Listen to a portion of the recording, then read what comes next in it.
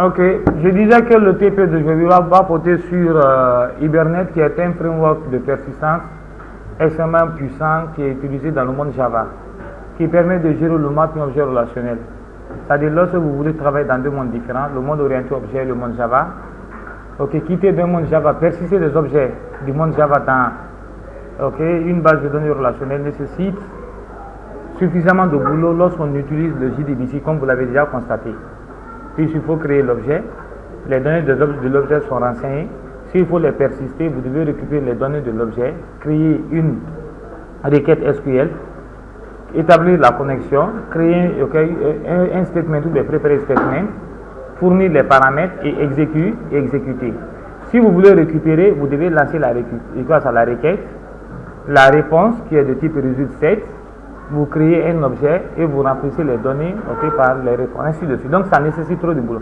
Donc il y a un framework qui est extrêmement important, qui est extrêmement intéressant, qui est appelé Hibernate, qui est développé par des entreprises et qui est open source, c'est-à-dire gratuit, que nous avons la possibilité de télécharger et utiliser. Lorsque vous utilisez ce framework, ça facilite à plus de 95% les travaux qui sont liés au persistance des données dans la base de données, dans une base de données relationnelle. On est d'accord? Donc nous allons faire le TP portant sur l'utilisation d'Hibernate. Ok? Donc nous allons créer un nouveau projet qu'on va appeler un nouveau projet web dynamique, qu'on va appeler, comment dirais-je, gestion réunion. Gestion réunion 1. Gestion réunion 1. C'est bon? Maintenant, cela suppose que nous avons déjà configuré notre moteur de servlet qui est Tomcat, dans le cas bien précis. Vous pouvez utiliser d'autres, si vous voulez utiliser le JBoss qui intègre déjà le Tomcat et construit un serveur d'application. Donc ici, je vais prendre le module 2.5, qui peut me permettre de déployer les serveurs de deux manières, soit en utilisant les annotations ou en utilisant le fichier web.xml. Je fais suivant. Je fais suivant. On me demande de générer le descripteur de déploiement, je dis oui, je le coche. Pour le projet gestion réunion, dans le dossier web content, je dis finish. Voilà, gestion réunion 1 est créée. On est d'accord? Pour mieux voir la structure, vous devez venir dans le volet navigateur. Mais si ce volet navigateur n'apparaît pas, pour le faire apparaître, c'est simple, vous venez dans Windows, Show View, Navigateur. On est d'accord? Quand on vient ici sur le volet navigateur, c'est là, je clique là, et là je vais chercher le nom du projet. Le nom du projet c'est comment? C'est gestion réunion 1. Donc je ferme ça. Où est gestion réunion 1? On va chercher gestion réunion 1. Je ferme les autres projets là. Où se trouve gestion réunion 1? C'est ça. Maintenant quand je déroule, vous allez voir la structure. Le dossier web content contient le contenu web. D'accord? Et là, dans web 1, il y a le descripteur de déploiement qui est là. D'accord? Web.xml. Et le dossier libre, c'est le dossier qui doit contenir les librairies qu'on va utiliser dans notre projet. Et le dossier source va contenir grâce à le fichier source. D'accord? Web.inf, c'est généralement les fichiers de configuration qu'on y place dedans. Pour d'autres choses qu'on va utiliser. Mais regardez. On va utiliser le framework Hibernate. D'accord? Donc il y a la librairie que j'ai téléchargée. Dans un premier temps, qu'est-ce qu'on doit faire? On doit, placer ces librairies dans le dossier web et ses dépendances. Donc il y a ces librairies que j'ai téléchargées, ces dépendances qui se trouvent là. Là, on est d'accord? Nous avons Hibernate 3. Tous ces éléments-là. ANPR et ses dépendances, le fichier Hibernate et ses dépendances, je le copie, GTA et consort. Je copie ça, CTRL-C, ces librairies, et je le colle dans un premier temps dans le dossier libre de mon projet. Je fais un clic droit, je fais paste. Bien. Ces fichiers-là sont là. On est d'accord? Et après ça, nous devons attaquer quel genre de base de données? MySQL. On doit avoir le pilote JDBC de MySQL. On est d'accord? Donc je dois aussi le copier et puis coller dans ce dossier libre. Moi, chez moi ici, grâce à MySQL se trouve la connector. Je copie lui aussi. je le colle dans le dossier libre. Paste.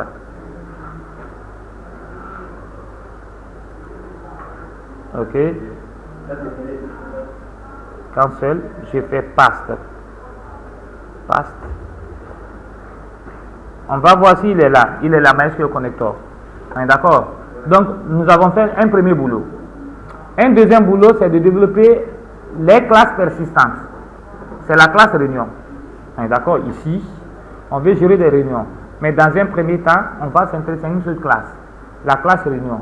Une réunion est caractérisée par son idée, par la date de la réunion et par le titre. À l'intérieur, ok, on va faire de cette classe une classe appelée classe JavaBean, une classe qui contient un constructeur sans paramètres, des get et set. Si l'on veut, on peut ajouter un autre constructeur avec paramètres. D'accord? Voilà.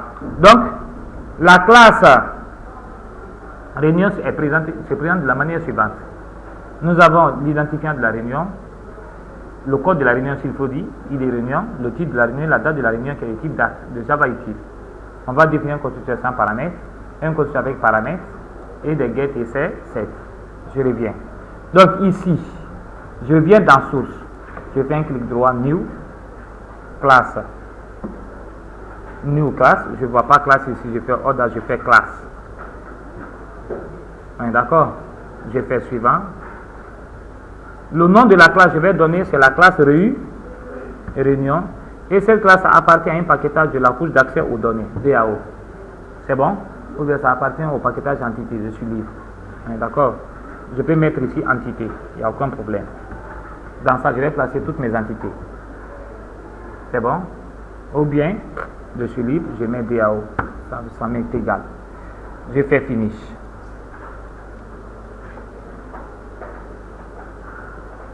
D'abord, dans un premier temps, ok, une classe persistante, c'est une classe qui implémente l'interface sérialisable, obligatoirement.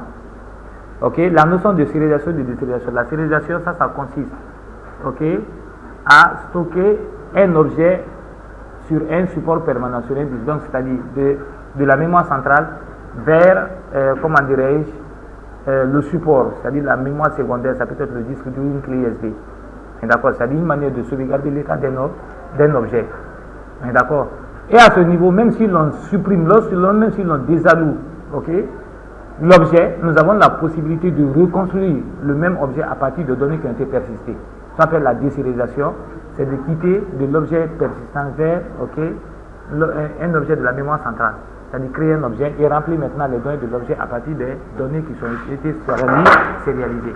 Donc je prends. C'est une classe qui implémente l'interface sérialisable. Mais cette interface ne contient pas de méthode abstraite. L'interface sérialisable de Java IO. On est d'accord? Maintenant, une réunion est caractérisée par quoi? Par son ID qui est de type long. On est d'accord? C'est un long. Ok, ID réunion. Ensuite, par quoi? Par le titre de la réunion qui est de type string. Ok, nous avons titre. Et ensuite, nous avons encore aussi la date de la réunion. Private. Ok, mais date, c'est quelle date? C'est de Java utile. Date de Java utile. Ok, date, je prends date réunion. C'est bon? Et après ça, on va ajouter des éléments suivants. Un constructeur sans paramètres. Je viens dans source. Générer constructeur, ok, sans paramètres. J'ai dit d'utiliser le constructeur en utilisant les champs. Constructeur sans paramètres de la superclasse. D'accord. Un constructeur avec paramètres, mais comme le ID sera en auto-incrément, sera auto-généré par la base de données, je ne vais pas le prendre. Je fais constructeur, ok, using field en utilisant les champs. Le champ ID ne fera pas partie dans un premier temps. On est d'accord? Et un constructeur avec tous les paramètres, mais y compris le champ ID aussi, quoi. Je vais ajouter, mais si je veux, je peux le laisser, hein. Il n'y a aucun problème.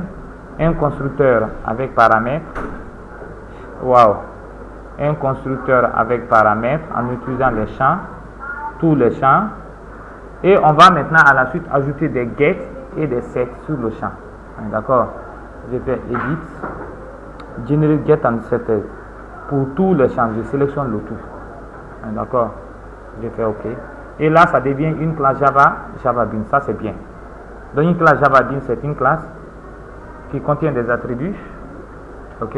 Un constructeur sans paramètres, des get et set. Donc, je vais enregistrer ça. D'accord. Quand on finit de faire ça, qu'est-ce qu'on doit faire? Dans un deuxième temps, on doit faire le fichier de mapping. On doit définir le fichier de mapping. L'utilité des fichiers de mapping, c'est ce qui va permettre d'établir une correspondance entre la classe et la table qui sera créée au niveau de la base de données pour stocker des objets de cette classe. On est d'accord? Donc, nous avons la classe réunion dans le monde objet et on doit avoir une table réunion au niveau du monde relationnel qui doit enregistrer des objets de type réunion de l'autre côté. On est d'accord? Donc pour ça, Hibernate va se charger de créer, s'il faut dire, en fonction de la classe, la table correspondante pour stocker des objets de cette classe. On est d'accord? Donc pour ça, il y a deux possibilités. Soit on utilise les annotations DPA à la place des fichiers de mapping, ou bien on utilise les fichiers de mapping, on laisse les annotations DPA. Donc dans un premier temps, on va utiliser les fichiers de mapping. On est d'accord?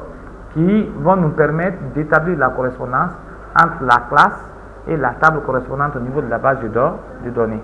Donc, il y a la structure de cette base, de cette table qui est présentée comme ça. Donc, c'est un document XML. Ça doit commencer par inférieur point d'interrogation XML, version 1.0. Et nous avons le doc type, l'entête. Et nous devons ouvrir une balise mapping et faire mapping. Entre mapping et faire mapping, on doit placer le contenu. Donc, entre mapping et faire mapping, on doit placer le contenu. Le contenu, ça contient quoi? Ça contient la description du champ qui doit contenir la clé primaire. Quel est le mode de génération de cette clé primaire? Les différents champs, les types de ces champs-là et leur type correspondant dans la base de données et la taille ici, c'est de type chaîne de caractères. D'accord? Donc, ici, on vient là. Ça, c'est un exemple de fichier de mapping. Le fichier de mapping, donc entre mapping et fait mapping, on met le paquetage de la classe à mapper, si c'est important. Et là, entre les deux, je mets classe. C'est quelle classe que je vais mapper? C'est la classe réunion. Mais ça doit correspondre à quelle table? Je mets table, je mets le nom de la table correspondante. Et après, je mets ID, c'est là-bas où vous précisez le champ qui doit servir de clé primaire. Le champ de la classe qui doit servir de clé primaire au niveau de la table correspondante. Donc on met ID, le nom, quel est le champ de la classe, table, qui va servir de clé primaire. Quel est le nom de cette colonne dans la table. Et on définit maintenant Generator pour définir la stratégie de génération de cette clé primaire. Si c'est en auto-incrément ou si c'est assigné. Donc on met Generator, on met classe, on met native. Une manière pour vous de laisser la base de données générer la valeur de la clé primaire 1, 2, 3, ou bien on peut prendre identity. On est d'accord?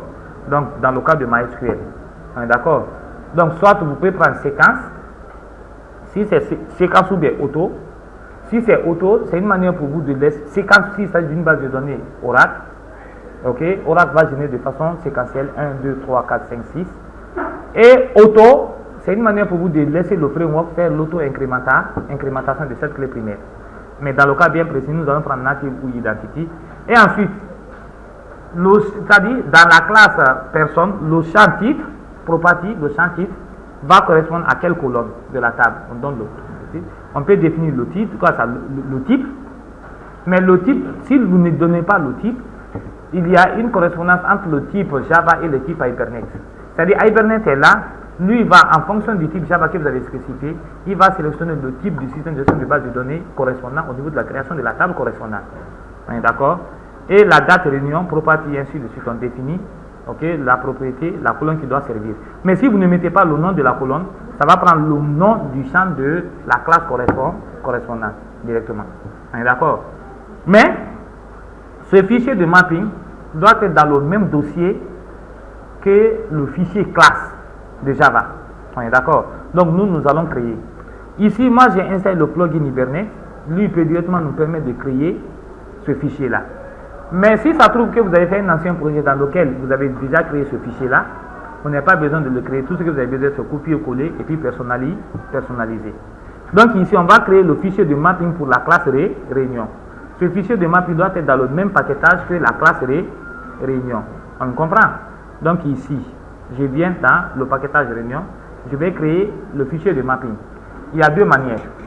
La première manière, c'est soit d'utiliser le plugin Hibernate de Eclipse. Cela, c'est parce que c'est déjà installé pour générer. Je peux faire comme ça, new. On est d'accord? Je prends Oda. Je vais créer un nouveau fichier. Je prends Hibernate mapping file. Hibernate XML mapping file. On est d'accord? C'est un fichier de mapping Hibernate XML que je vais créer. Quelle est la classe que je vais mapper? Je vais ajouter la classe add. C'est quelle classe? La classe réunion. On me suit? Je fais suivant. Oui. Pour générer ce fichier de mapping CSS, je fais un clic droit. Je crée un nouveau fichier. Oda. Je prends Hibernate mapping file. Pour ceux qui n'ont pas installé ça, vous ne pouvez pas avoir ça. Pour ceux qui n'ont pas installé le plugin Hibernate, pour ça, vous ne pouvez pas l'avoir. Et à la suite, je vais vous montrer comment vous pouvez l'installer. Donc ici, dans votre Eclipse, je fais suivant. On est d'accord? Quelle est la classe que je vais mapper? Je sélectionne la classe, j'ajoute. Si c'est toutes les classes d'un paquetage, j'ajoute le paquetage. On est d'accord? Je fais suivant. On est d'accord? Et ici, la classe réunion, il va correspondre au fichier réunion.hibernate.xml. Donc le nom des fichiers de mapping par convention, c'est .hbm maintenant .xml. On est d'accord? Donc réunion, le nom de la classe .hbm.xml. Donc ici, je fais suivant. On est d'accord? Je fais finish. Ok. J'ai fait F5 pour l'actualiser. On ne l'a pas généré, pourquoi? Ok. J'actualise le projet par F5. Ok, ça ne l'a pas généré. On va le créer une nouvelle fois en ajoutant le paquetage. Ici, je le reprends, je fais un clic droit, new. Ok. Oda, Hibernate, XML mapping file. Ok, le paquetage est là. Le paquetage est là, mais quand je prends le paquetage, cela veut dire que c'est toutes les classes de ce paquetage en question. Je fais suivant. Ok. Et là, nous avons la classe réunion. C'est pas ça. TP1 que je veux. C'est pas ça. Je vais créer. Je suis au niveau de gestion réunion 1. Je fais un clic droit. Oda, Hibernate, mapping file. Suivant. Je vais ajouter le paquetage chez moi ici. Mon paquetage, ça se trouve dans gestion réunion 1. Gestion réunion 1. DAO, c'est gestion réunion, on n'a qu'à chercher. Gestion réunion 1, c'est ça. Je prends OK. Gestion réunion 1. Je fais suivant. Ça est là. Je fais suivant. Je fais finish. Voilà. Donc le fichier est généré. Ça se trouve ici dans ce dossier-là. C'est bon? Dans ce dossier-là, dans DAO. Le fichier est généré. Je vais ouvrir maintenant pour voir le contenu, en quoi ça ressemble. Et regardez, je viens dans source. Et regardez ce fichier de mapping. On a fait ici, ça c'est le doc type. L'entête c'est le doc type. Ça c'est déjà généré. Et là, vous regardez, entre Hibernate Mapping et fin Hibernate Mapping, on va placer son contenu. On met dans un premier temps la classe qu'on veut mapper. C'est la classe réunion. De quelle table? De la table, ça correspond à quelle table? Dans la base de données, c'est la table réunion. On est d'accord? Maintenant, ID, c'est quoi? C'est réunion. On est d'accord? La colonne réunion. Ok. Le type, c'est de type long de Java. On met type java.long. Mais ça, c'est un type Hibernate. Lui, il va faire une correspondance de type entre ce type-là et le type correspondant à cette colonne dans le système de gestion de base de données. Et là, ici, on a défini colonne NIM. Quel est le nom de la colonne qui va correspondre à son ami ID réunion? Generator, classe. On a mis ici assigné, c'est pour dire que c'est une valeur qui sera assignée, mais nous ne voulons pas assigner, nous voulons que ce soit en auto-incrément. Soit on prend identity ou bien native. On prend soit native ou bien identity. Je commence à taper. Ok, je fais CTRL espace pour le compléter. Et après, le champ titre. Ok, au niveau de la classe réunion, ça correspond à quelle colonne? Réunion. Et quel est le type? Et vous avez la possibilité de définir la taille. Si vous ne mettez pas la taille de la chaîne, ce sera 255, varchar 255. Vous pouvez spécifier le length ici. Vous pouvez faire ici length. Ok. Vous pouvez prendre par exemple 50. Là, ce sera créé, lors de la création de la table, ce sera varchar 50. D'accord. Et après, vous donnez aussi l'autre propriété, la date de la réunion, ainsi de suite, ainsi de suite. D'accord. Donc, nous-mêmes, nous pouvons le créer. Nous-mêmes, nous pouvons le créer. Je peux supprimer ça. On peut le créer nous-mêmes. Regardez, le fichier là se trouve ici. D'accord. Je peux supprimer son contenu. Je supprime son contenu. On le crée nous-mêmes. C'est bon? Maintenant, c'est quelle classe qu'on veut mapper? Je prends classe. D'accord. Entre classe et fin classe, je viens là. Quelle est la classe qu'on veut mapper? NIM. Quelle est la classe? C'est réunion. Je fais CTRL espace, mais il y a réunion dans DAO. D'accord. Quelle est la table? CTRL espace. On doit appeler la table qui sera générée avec cette table, la table RI. Bon, je vais mettre S quoi. D'accord. Maintenant, après ça, au niveau de cette classe, quel est le champ qui doit servir de clé primaire? Donc, on met ID. D'accord, entre ID et fin ID. Je vais mettre ici NIM. Quel est le nom du champ qui doit servir de clé primaire? Je fais CTRL espace. Ça va m'afficher les champs de cette classe. Quel est le champ qui doit servir de clé primaire? C'est réunion. D'accord. C'est réunion. C'est bon. Ici, je peux définir le nom de la colonne. D'accord. Ce champ-là, je vais appeler la colonne, le nom de cette colonne-là. Je peux appeler code de réunion ou bien ID réunion au niveau de la table, quoi. Est-ce que vous comprenez?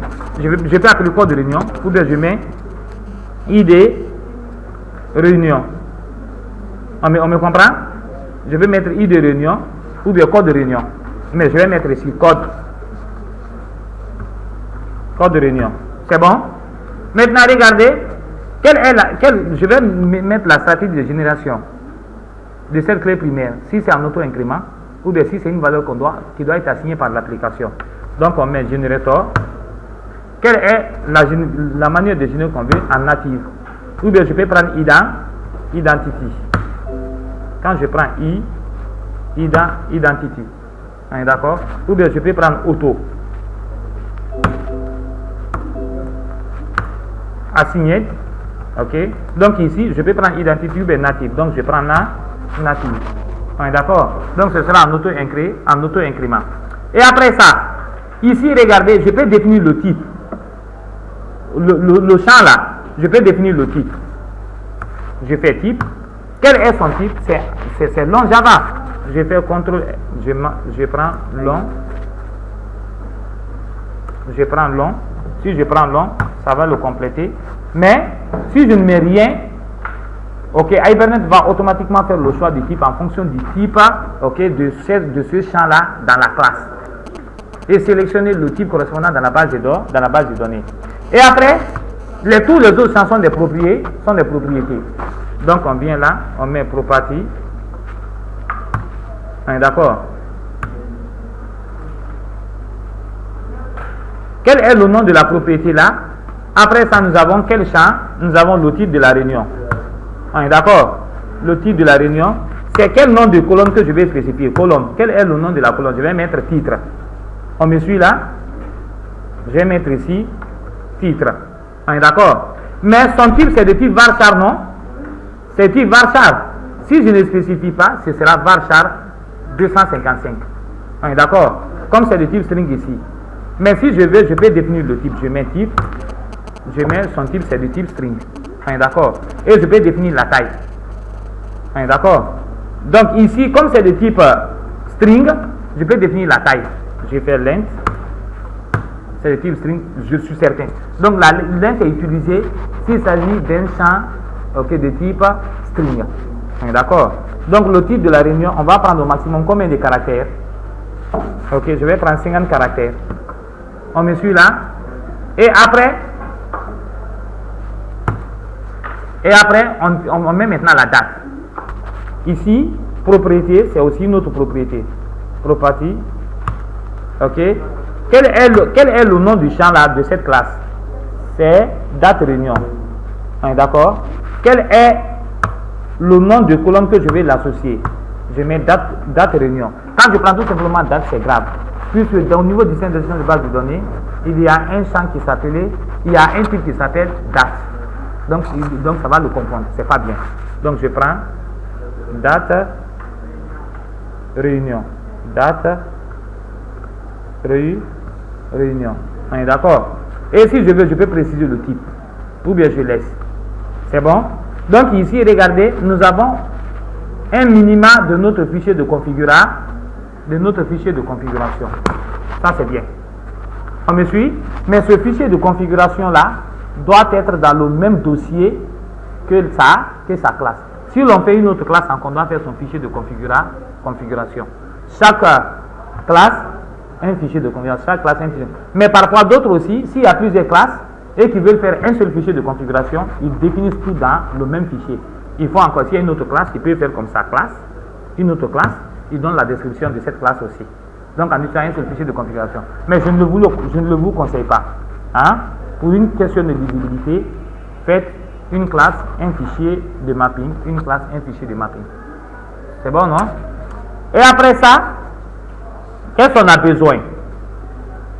Ok, ça c'est la deuxième version. Si vous ne voulez pas utiliser les fichiers de configuration, on peut utiliser les annotations GPA. Ce que nous avons fait dans le fichier de configuration, on peut laisser le fichier de configuration utiliser ça. On utilise @entity pour dire que c'est une classe persistante. On est d'accord, c'est une classe. Ok, et là, c'est une classe on doit générer une table en fonction de cette classe, on met entity. Si vous voulez donner le nom de la table, vous mettez @table. La table qui sera générée avec cette classe, quoi. On met @table, nim, on met le nom de la. Mais si vous ne mettez pas @table entre parenthèses nim, le nom de la classe, le nom de la table qui sera générée va porter le même nom que la classe. Et vous mettez devant le champ qui doit servir de clé primaire, vous mettez @id. Devant le nom du champ, quoi, de la classe qui doit servir de clé primaire. Et après on met @generated_value pour définir la stratégie de génération de la valeur de la clé primaire. On fait @generated_value, reçoit la stratégie, on a mis ici auto, ou bien on peut mettre identity. Auto, ok, c'est une manière pour vous de laisser Hibernate faire l'auto-incrémentation. Identity, c'est de laisser le système de gestion de base de données faire l'auto-incrémentation. On est d'accord? Ou bien vous pouvez prendre point séquence, ok, si c'est d'une base de données de type, Oracle. Et là, on met ici @id, @colonne pour donner le nom de la colonne, ok, de classe qui va servir de clé primaire dans la table, quoi. @colonne. Mais si vous ne mettez pas ça, c'est pas obligatoire. Ça, c'est pas obligatoire. Si vous ne mettez pas le nom de la colonne, ce sera le nom du champ, ID réunion. D'accord? Et après, maintenant, pour les autres champs, si vous voulez, vous mettez le nom de ça, si vous voulez, vous laissez. Mais les annotations qui sont obligatoires ici sont @entity pour dire que c'est une classe d'entité. On doit générer une table à partir de ça. Et ID aussi, c'est obligatoire, plus la stratégie de génération. Generated.assigné, cela veut dire que c'est assigné. Generation_type.assigné. Donc, c'est entity, ID et generated_value. Ce sont les trois annotations qui sont obligatoires si vous utilisez la version GPA. Bien. Et après ça, qu'est-ce qu'on doit faire? L'étape suivante, c'est quoi? Après la création du fichier de mapping, ok, on crée ensuite le fichier de configuration de Hibernate. C'est dans ce fichier de configuration où on va spécifier la classe, ok, JDBC, le pilote qui sera utilisé, l'URL à la base de données, le nom d'utilisateur, le mot de passe, pool de connexion, d'accord, dialecte utilisé, ok, la session, d'accord, et les ressources à mapper. Donc, on peut, si dans un ancien projet il y a ce fichier de communication qui est créé, inutile de le recréer, on copie encore et puis on modifie. Mais si c'est notre premier projet, on le crée. D'accord. Donc ici, pour le créer, on doit le créer dans le dossier source. On le crée dans le dossier source. Je disais, pour créer ce fichier de configuration d'Hibernate, il y a deux possibilités. Soit vous avez un ancien projet qui contient déjà un fichier de configuration, vous copiez, vous collez dans la racine de classe path, c'est-à-dire dans le dossier source, ou bien vous-même vous le créez. Fort heureusement, j'ai installé Hibernate Tools pour Eclipse. Je l'ai installé. Je peux le créer à partir de là. J'ai fait un clic droit dans le classe path de mon application source, dans le dossier source bien sûr. J'ai fait ODA, j'ai fait Hibernate, Configuration Files. Le nom des fichiers de configuration de Hibernate, c'est .cfg.xml. Pour les fichiers de mapping.hbm.xml. Pour les fichiers de configuration, c'est .cfg.xml. Donc, je prends Hibernate configuration file, je fais suivant. C'est bon. Le nom du fichier de configuration, il n'y a aucun problème. Je prends le nom en tant que tel. Ok, et puis je fais finish. Mais lui, il va le créer à vide comme ça. Il va le créer à vide comme ça. C'est bon? Il le crée à vide. Maintenant, je me positionne à l'intérieur de session factory, fin session factory, ici. D'accord? Donc là, les propriétés que je vais définir, tous les autres sont des propriétés de la session factory. La session factory qui doit être créée, quelles sont les caractéristiques? Le pilote qu'il va utiliser. Quelle est la base de données? Quel est le nom d'utilisateur à la base de données? Le mot de passe. D'accord? Pool de connexion. Le dialecte utilisé. Current session. Pool size. D'accord? Et les ressources à mapper. Vous comprenez? Donc ici, je définis sous forme de propriété. D'accord? Nous avons connexion.driverClass. Contrôle espace. Connexion.driverClass. Quel est le nom du pilote? C'est mysql.jdbc. C'est com.mysql.jdbc.driver. Je fais com.mysql.jdbc. Quoi? .driver. C'est clair? Et après ça, qu'est-ce qu'on va spécifier? L'URL à la base de données. Ok? Je fais inférieur property. Quand je commence à taper, ça apparaît. On met connexion.url. Connexion.url. D'accord? Quelle est l'URL à la base de données? C'est JDBC. C'est MySQL 2.jdbc. Je ne sais pas. Ok, 2.double slash. C'est ça, non? C'est MySQL 2.jdbc 2.3 localhost. Oh, c'est bien ça. 2.double slash. C'est ça, non? Ou si toutefois que vous ne souvenez pas de la chaîne de connexion, il y a un ancien projet, vous pouvez voir chez lui. Regardez, c'est ça. C'est JDBC 2.mysql 2.localhost, ainsi de suite. C'est bon? Voilà. Je viens là, c'est JDBC, c'est JDBC 2. Le sous-protocole MySQL 2.localhost. Ok, double slash. D'accord. On fait ça. Ok. Le port utilisé. De toute façon, on a qu'à voir là. Je n'ai pas l'explication là. On a qu'à voir 2.localhost. 2.33, c'est aussi le nom de la base de données. C'est bon? Voilà. Localhost. Après, oui. Après MySQL. Ok, on copie. C'est mieux. On copie.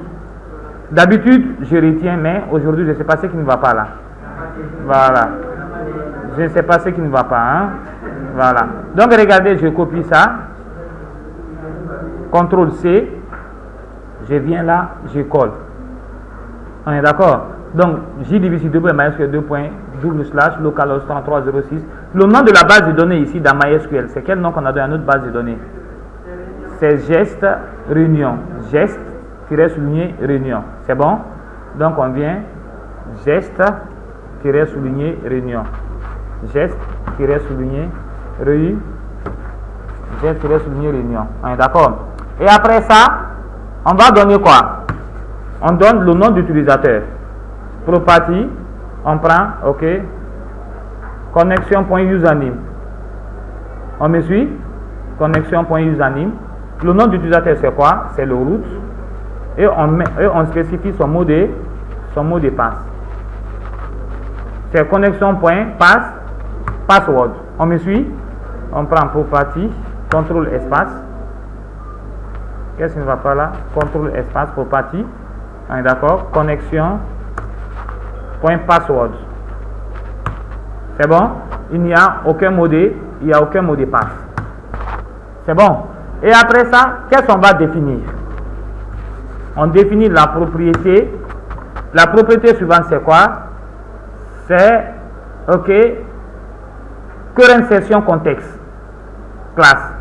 On prend current, contrôle espace, current session class. Ok, on dit thread, c'est-à-dire la tâche en cours, la tâche courante. D'accord? Et après, on spécifie le nombre de poules de connexion. Je prends property name, c'est connexion.pool size, connexion, ok, point pool size. Donc on met connexion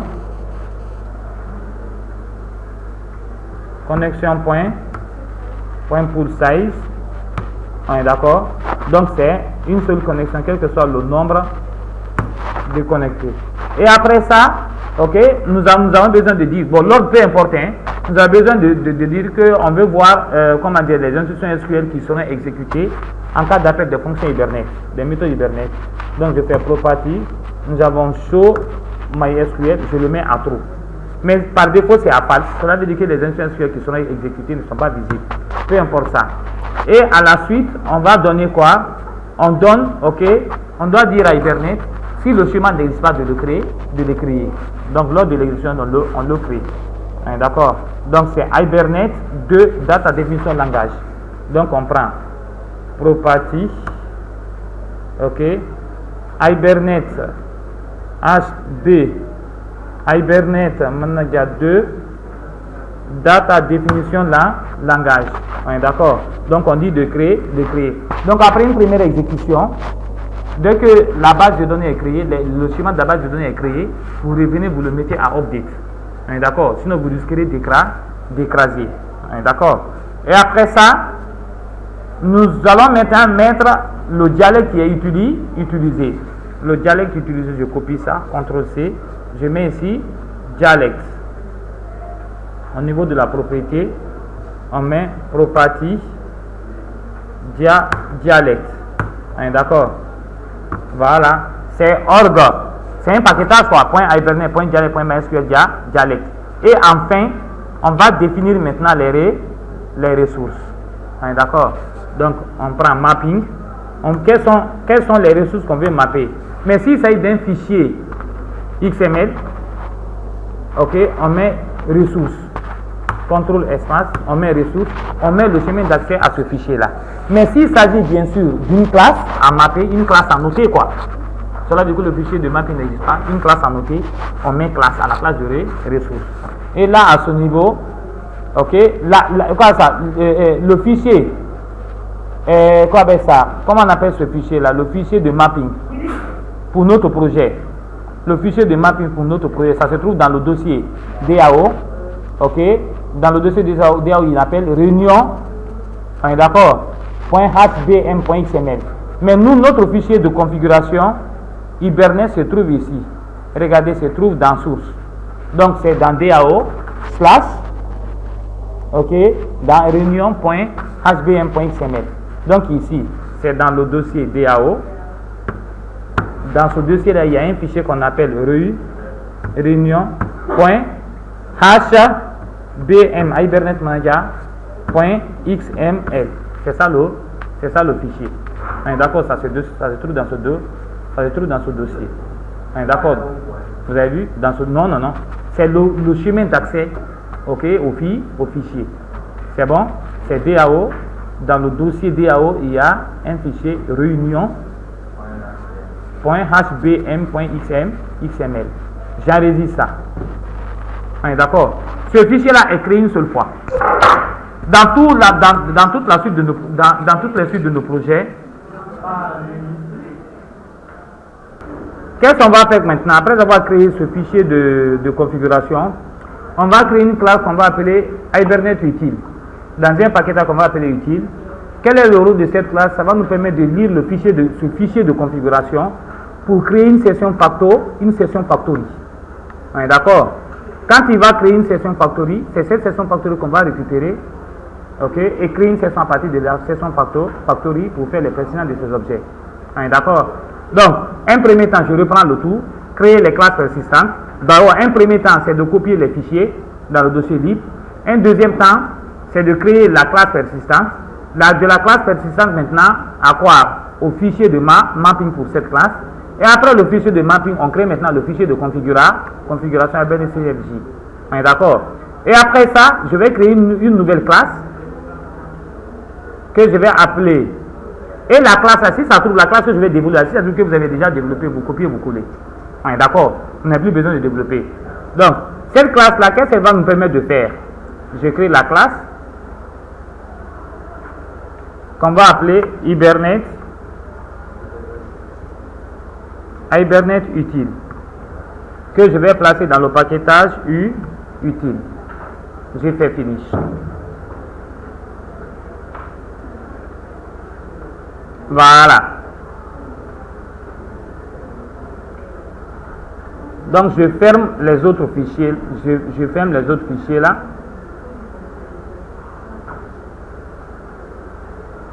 Je peux fermer les autres fichiers là.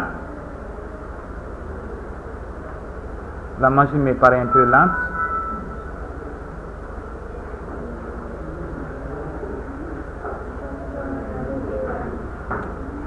On attend. Ok. Regardez, la classe Hibernate Utile est là. On va essayer maintenant de la définir.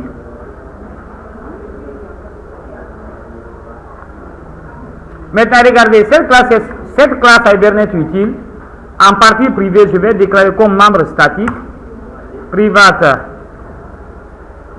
statique, comment dirais-je, session factory. Je crée un objet de type session facto, je déclare un objet de type session factory. Ok, un objet de type session factory, que je vais appeler session factory. D'accord, lui il va jouer un peu le rôle de notre classe Singleton Connection, quoi, qu'on avait fait de l'autre côté. Et après ça, on va l'initialiser. D'accord. Donc pour l'initialiser, on va le gérer, ok, dans un bloc de try et catch. Et après ça, j'annule ça. Je mets try.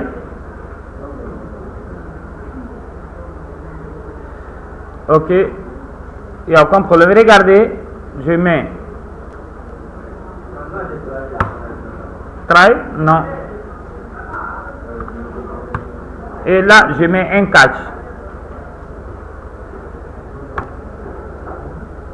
Catch. Je mets exception E.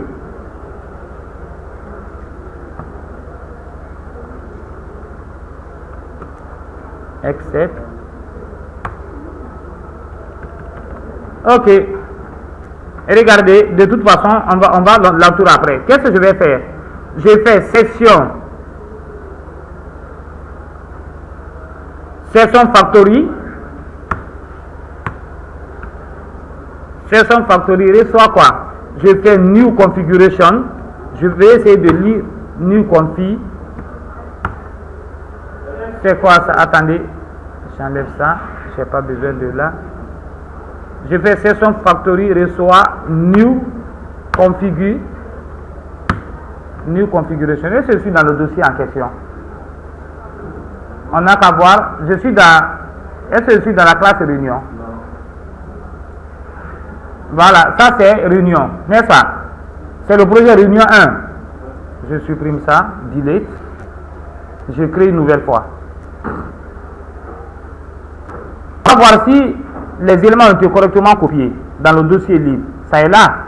Et ça Hibernate 3 est là. Hibernate 3 est là. Les deux annexes sont là. C'est bien. Je vais créer maintenant la classe. New class. C'est Hibernate. Hibernate utile dans le paquetage utile. Je fais finish.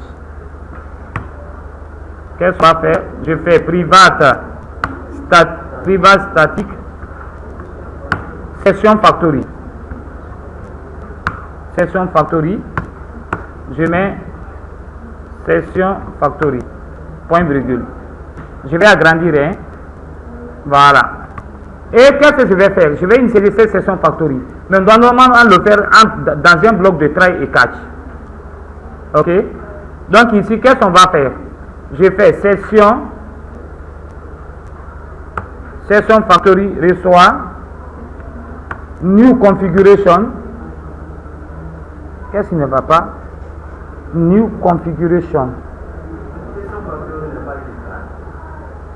Non, c'est un objet que j'ai déclaré. C'est un objet session factory.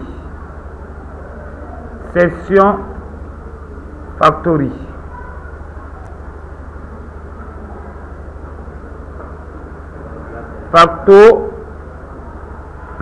Session factory reçoit new configuration. Pourquoi cet assistant n'apparaît pas? Quoi? L'objet là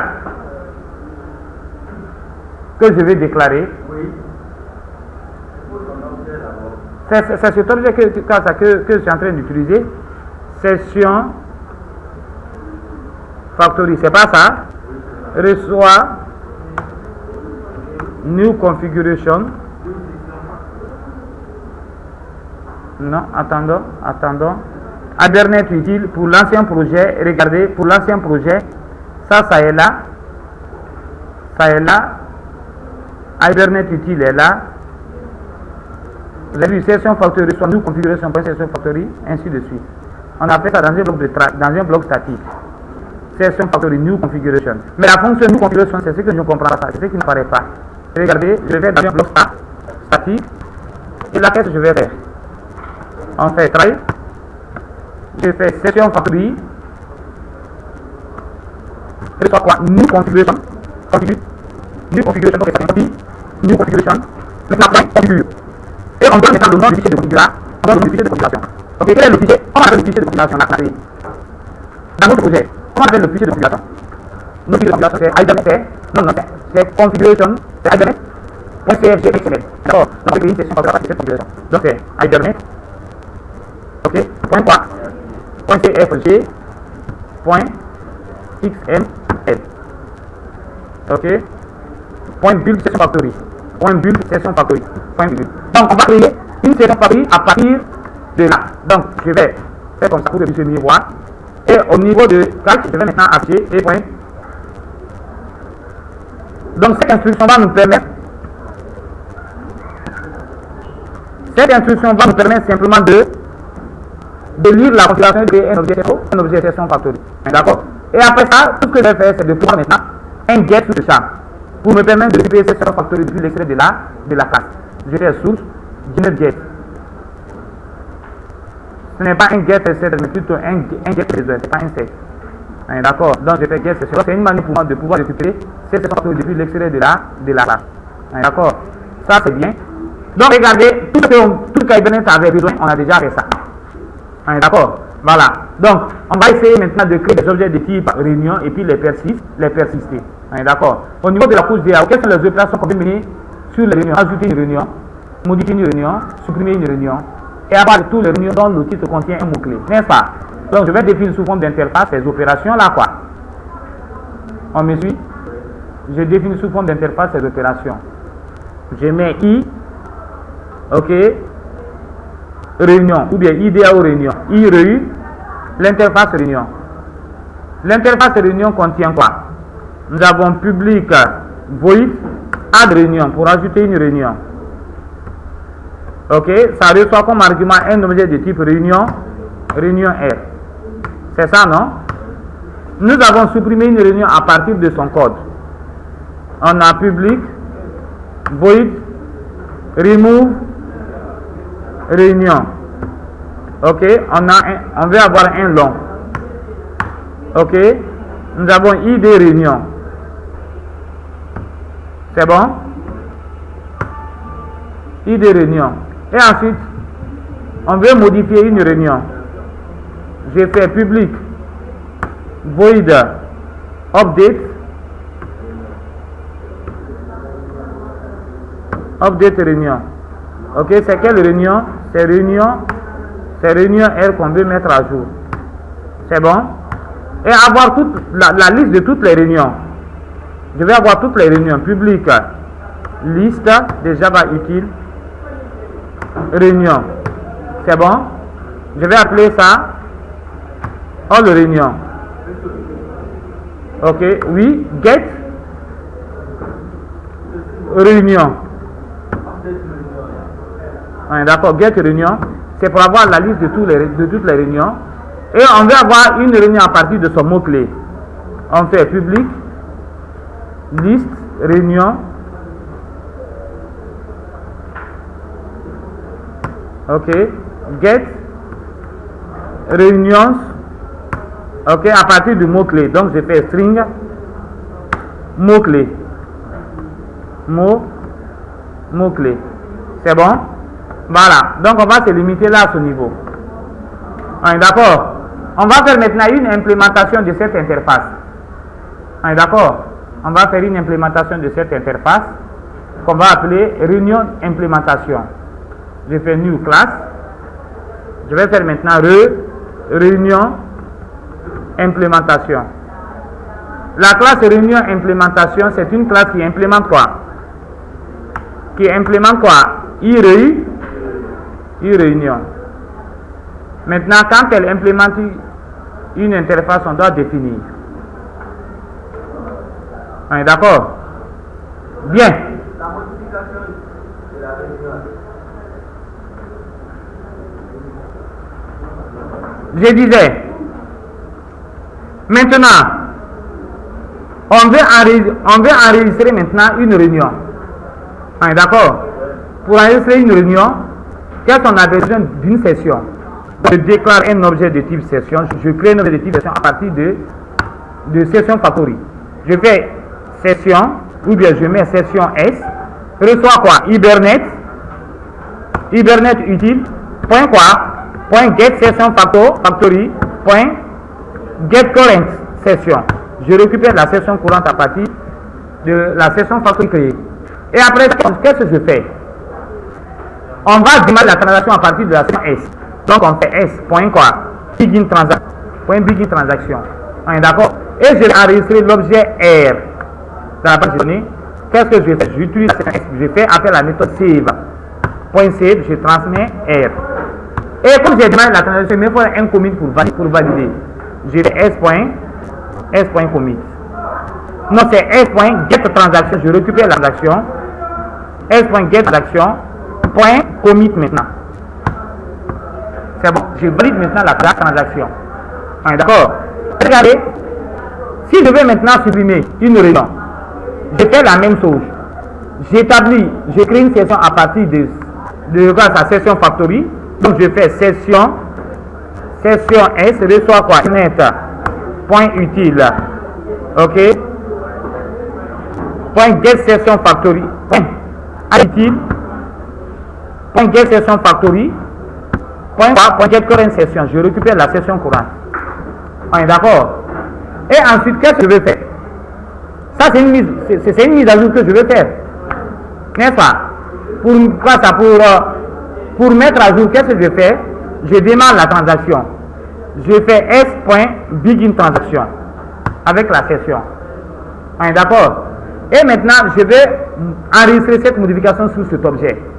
Je fais quoi? Je fais S.merge. On est d'accord? Je fais S.merge et je vais voir s'il y a update ou bien point update. Il n'y a aucun problème. On est d'accord? Donc c'est l'une des deux méthodes. Quand je fais merge, Merge va essayer de chercher pour charger l'objet, faire la modification et enregistrer. D'accord? Voilà, donc je peux utiliser update aussi. J'ai fait update R. Après avoir modifié l'objet R dans la base de données, qu'est-ce que je vais faire? Je vais valider la transaction. J'ai fait S, point quoi? Point get transaction, point commit. Je valide la transaction. D'accord? Maintenant, je vais avoir la liste de toutes les réunions. On me suit? J'ai oublié d'ajouter même une méthode, avoir une réunion à partir de son idée. À partir de son idée quoi. Je vais ajouter ça aussi au niveau de l'interface. Nous avons get réunion. Je vais avoir une réunion à partir de son public. Ça va retourner un objet de type réunion. Get réunion. Entre parenthèses, nous avons le long id réunion. C'est bon? id réunion. Donc ici, qu'est-ce que je vais faire? Quand je vais ajouter la méthode non implémentée. Add on implemented no method. Donc regardez, je vais avoir une réunion à partir de son idée. C'est très simple. On peut charger un objet, ok, dans la base de données, un objet réunion dans la base de données. Mais tout d'abord, il faut d'abord, ok, créer la session à partir de la session courante. Donc je fais s.hibernate utile point quoi? Point get session factory. Après ça, point get current session. D'accord? Maintenant, regardez, je vais récupérer une réunion. Je fais réunion R. Réunion R reçoit quoi? Reçoit S. Point. Je fais appel à sa méthode, ok? S.get. D'accord? Je fais appel à la méthode get de session. Ok? C'est quel genre d'objet que je vais charger? C'est un objet de type réunion. Réunion.class. Quelle est la clé de l'objet que je vais charger? C'est id réunion. Et là, qu'est-ce que cette méthode-là va faire? Elle va s'intéresser à la table réunion, charger, ok, la réunion dont id correspond à ça, le mapper sous forme d'objet et retourner. Donc, on doit casser ça sous forme d'objet de type réunion. Sinon, ça renvoie un objet de type object. Donc, de le casser en réunion. Et quand je le charge maintenant, je vais retourner l'objet R. D'accord? Donc, j'utilise la méthode get pour charger un objet à partir de sa classe et son idée. Maintenant, regardez ici. Ici, je vais avoir la liste de toutes les réunions. Je vais avoir la liste de toutes les réunions. C'est ok une requête qu'on va exécuter. D'accord? Mais c'est ce qu'on appelle la requête HSQL. Regardez. Ok, on crée la session. À partir de ça, on démarre la session. On crée une requête et on transmet maintenant la requête. D'accord? Ça c'est pour tout, ça c'est pour la réunion à partir d'un mot-clé. Donc ici, qu'est-ce qu'on va faire? On fait session. Et regardez ici, j'ai oublié de faire une chose qui n'est pas tout à fait intéressante. Commit là, j'ai pas besoin. Puisque ce n'est pas, c'est une modification que j'ai fait, c'est bon. Mais récupérer une réunion à partir de son mot-clé, j'ai pas besoin de faire un commit ici. J'ai pas fait de commit ici. J'ai lu simplement. Donc j'ai pas validé aucune modification que j'ai effectuée. Et là, je vais avoir la liste des réunions. Pour avoir la liste des réunions, qu'est-ce que je fais? Je crée l'objet session à partir de session factory. S reçoit hibernate utile point quoi? Point get session factory. C'est bon? Point get session factory. Point get current session. Point get current session. C'est bon? Et après, qu'est-ce que je fais? Je vais démarrer la transaction avec S. D'accord, je fais S.begin transaction. C'est bon? Je déclare un objet de type query. Query de Hibernate. Je fais query Q. Reçoit quoi? Session. Point quoi? Point create query.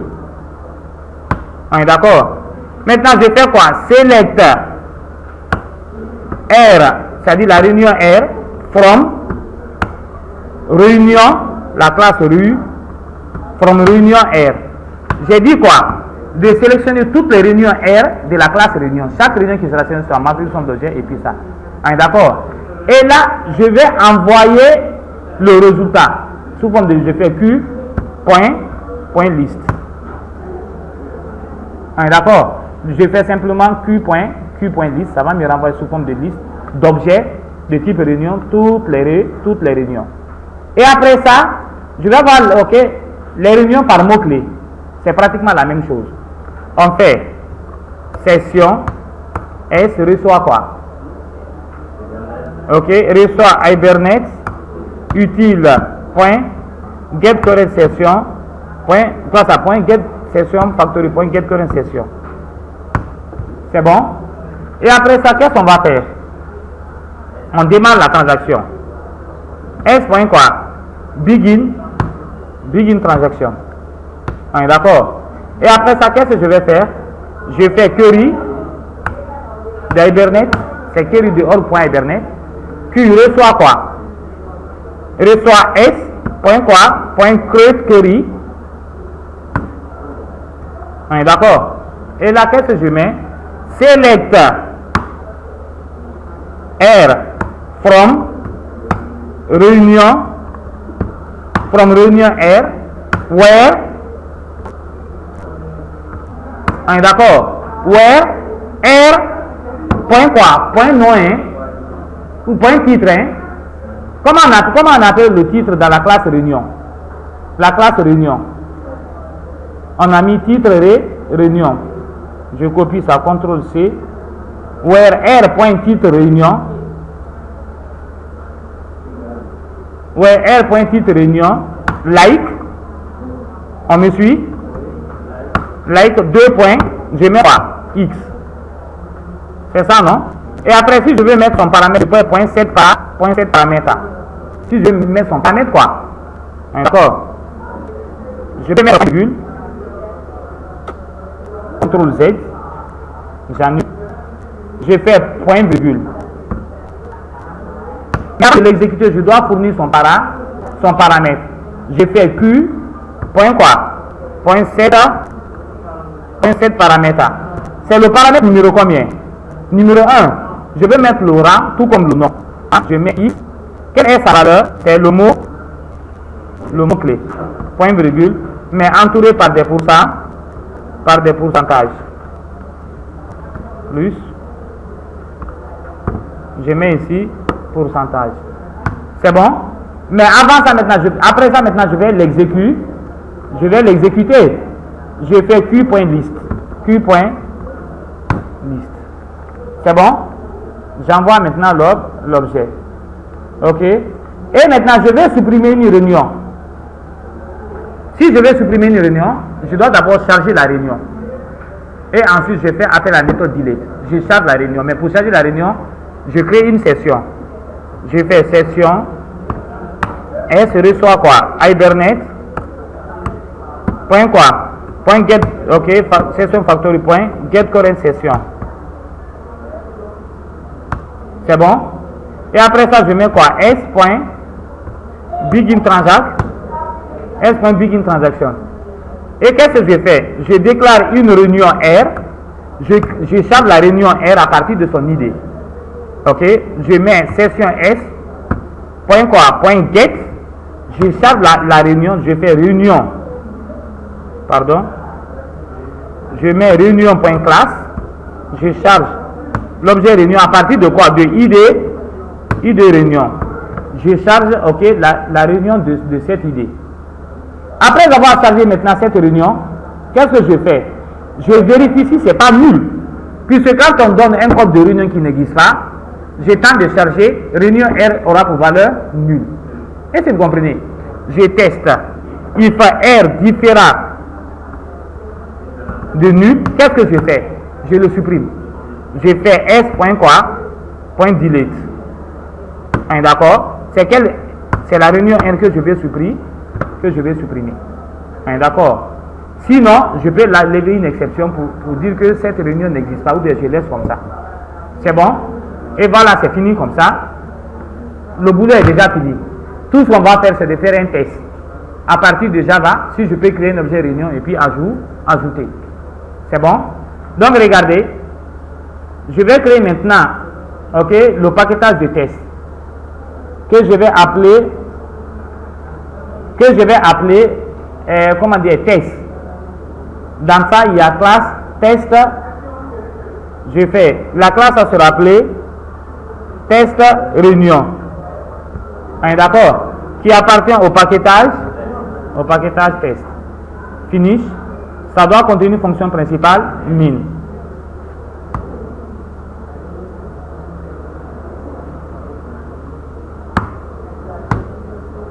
Voilà. C'est bon? C'est bon? Ou bien regardez, il y a une chose ici aussi. Ok? Chaque fois que je suis en train d'utiliser, chaque fois que j'utilise session factory ainsi de suite, je suis libre.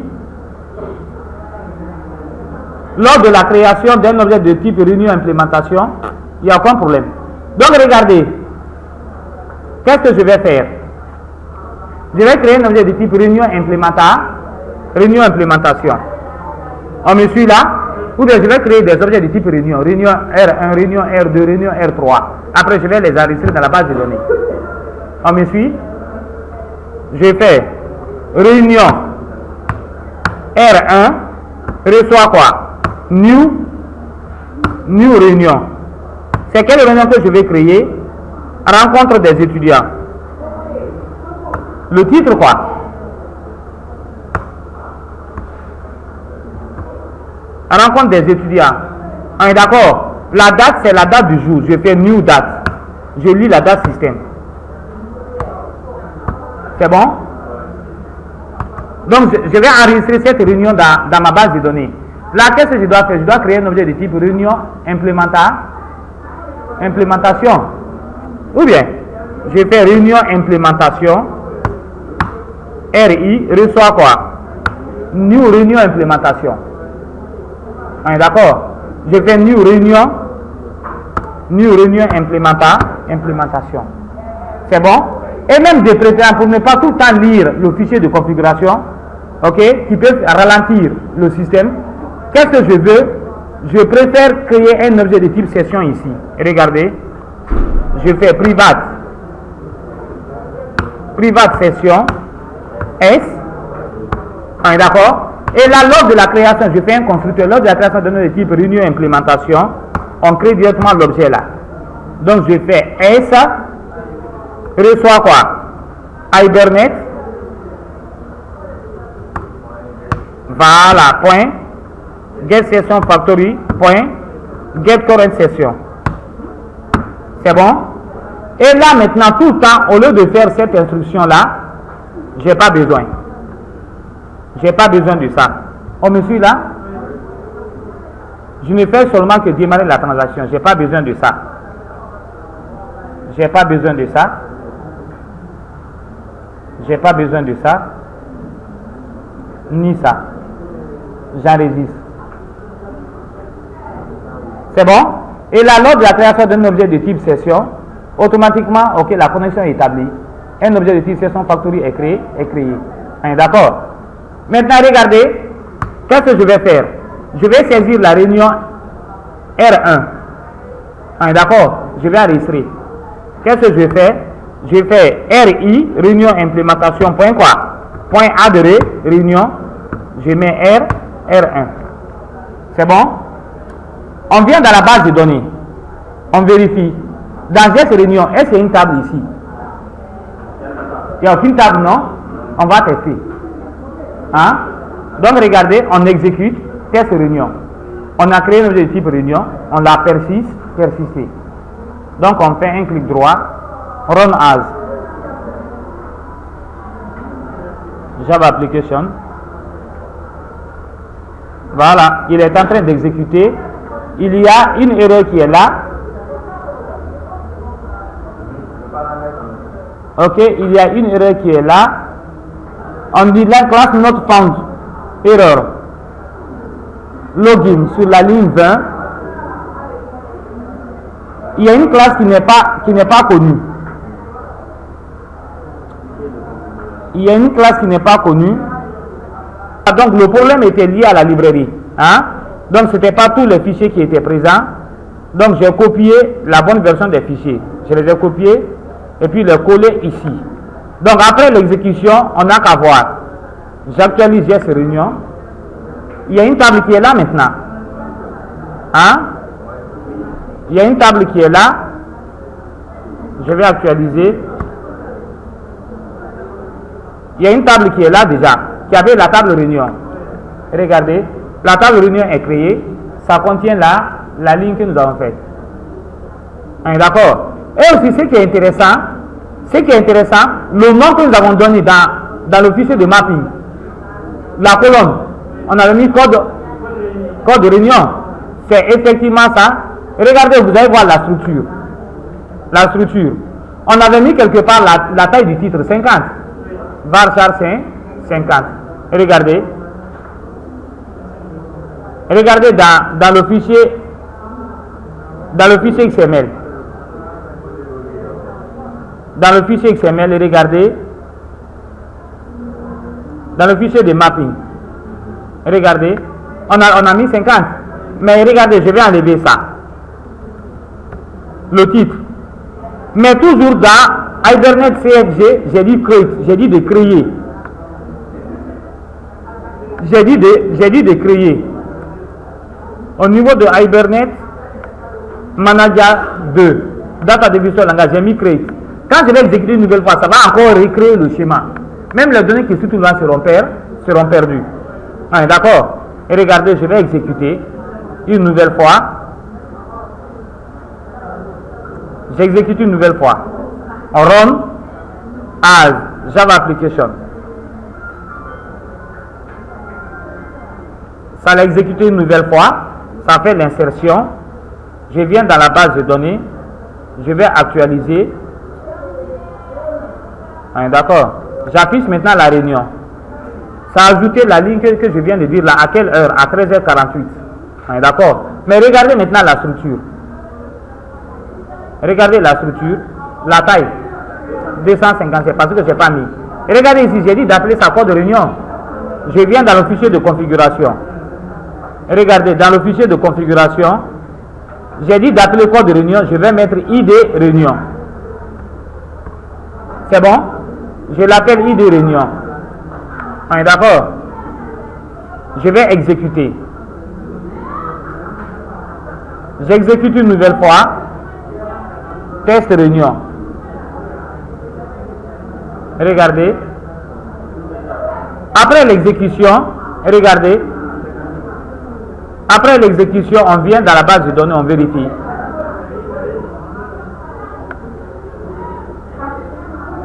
Regardez, on affiche. Et regardez, ID réunion. Vous comprenez? Donc ici, vous avez la possibilité de donner toutes les spécifications que vous voulez. D'accord? Et ça, ce sera pris en compte. Maintenant, regardez. Après une première exécution, lorsque Hibernate génère la structure de votre base de données, tout ce que vous devez faire maintenant, c'est de venir dans réunion, dans le fichier de configuration, au lieu de update, vous mettez create. Au lieu de create, vous mettez update. Pour ne pas que ça génère, pour ne pas que vous perdez les données. Donc maintenant, regardez, on va ajouter des données. On va ajouter des réunions. Ça, c'est déjà ajouté. Je vais ajouter dans RI, je fais RI.add, je fais new réunion. Ok. Rencontre réunion des professeurs, réunion des enseignants. On est d'accord? La date, c'est la date du jour, la date système. Je lis la date système, new date, ça a été fait aujourd'hui. On me suit. Et aussi, je fais la même chose. Je copie ça, je vais ajouter 4 réunions comme ça. CTRL C, CTRL V. C'est bon? Je vais mettre ici entretien des candidats. Entretien des candidats, ça a été fait aujourd'hui. Ok, CTRL C, CTRL V. Assemblée des étudiants. Assemblée des étudiants. Ça aussi, ça a été fait aujourd'hui. On est d'accord? Et maintenant, je vais enregistrer. C'est bon, non? Et regardez, ici, la première réunion, c'est 1. On va voir maintenant si ça va se mettre en auto-incrément. Je vais exécuter. On fait un clic droit, on fait Run As. Java Application, on exécute. Ok, il y a des exceptions qui sont levées. On dit la session est fermée. La session est fermée. Et là, la cause c'est quoi? La cause c'est que nous avons ouvert la session ici. C'est que nous avons ouvert la session ici dans Hibernate Implémentation. Nous avons ouvert la session ici. Et on doit faire en sorte que chaque fois que c'est créé dans une session, la fête d'exécution, que ce soit fermé. Donc j'avais créé une seule fois. Et on vérifie. Je ferme ça. On va voir si toutefois, et regardez, on va voir si toutefois que ça a été ajouté. Après l'ajout de l'autre, on a tenté de cela, trouve que la session est fermée. Donc il faut encore rouvrir la session. Donc c'est seulement ça qui a été ajouté. Et regardez, au niveau de test réunion, c'est la première là qui a été ajoutée. Donc je mets ça en commentaire. Comme ça c'est ajouté. On va exécuter la suite. On va exécuter test réunion. Et regardez, l'insertion a eu lieu sans aucun problème. Les deux autres ont été ajoutés sans aucun problème. Donc, on vient là, on teste. Et je vais afficher la réunion. Et regardez, ça a été ajouté. Toutes les réunions ont été ajoutées. D'accord? Si je vais ajouter d'autres réunions, il n'y a aucun problème. Je viens là.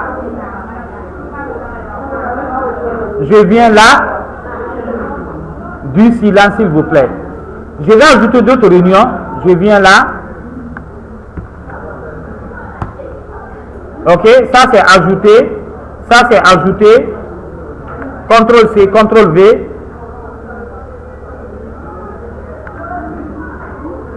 Conseil des présidents.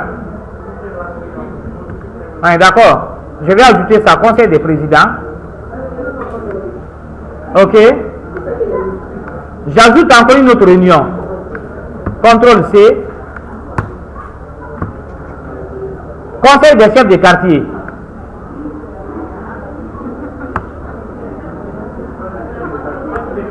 Des chefs de classe alors. On est d'accord? J'enregistre. On est d'accord? Et on va exécuter. Et regardez dans la base de données. Il y a 3, 1, 2, 3, 4. Il y a 4 réunions. On exécute. Ça s'exécute. Vous avez vu les requêtes SQL correspondantes. On vérifie. On trouve que, ok, ça ne fait pas correctement. On est d'accord? On va essayer d'avoir une réunion. Et regardez, le code est en auto-incrément. 1, 2, 3, 4, 5, 6. Le fait que dans l'office, nous avons mis native. Au niveau du mapping, ID. Maintenant, regardez ici. Qu'est-ce qu'on va faire? On va avoir la liste de toutes les réunions. Je vais avoir la liste de toutes les réunions. Donc ici, pour l'ajout, j'ai fini d'ajouter. Je vais même mettre ça en commentaire. Je vais avoir la liste de toutes les réunions. Donc je déclare une liste de réunions. D'accord. Je fais LR, liste de réunions égale à quoi? Égale à RI, réunion implémentation, point quoi? Point get réunions. D'accord. Point get réunions. Qu'est-ce que je vais faire? Je vais afficher la liste de toutes les réunions. J'utilise un for each. Je fais pour chaque réunion R. Pour chaque réunion R de la liste des réunions, qu'est-ce que je vais faire? Je fais 600.println, R.get, ok, i des réunions.